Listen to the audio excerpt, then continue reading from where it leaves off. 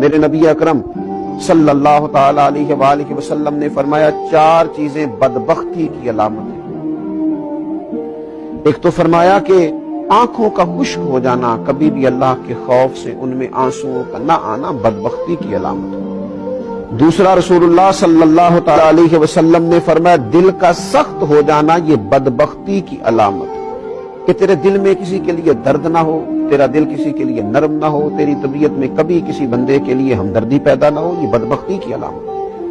اور تیسرے نمبر پر نبی پاک صلی اللہ تعالی علیہ وسلم نے فرمایا دنیا کی ہرس میں لگ جانا، لالچ پیدا کر لینا، ہوس پیدا کر لینا، میں کیسے کو زیادہ سے زیادہ مال اکٹھا کر سکتا ہوں، یہ بدبختی کی علامت ہے۔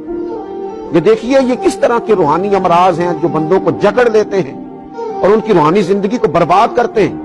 چوتھے نمبر پر میرے نبی پاک صلی اللہ تعالی علیہ وآلہ وسلم نے فرمایا لمبی امیدیں وابستہ کرنا۔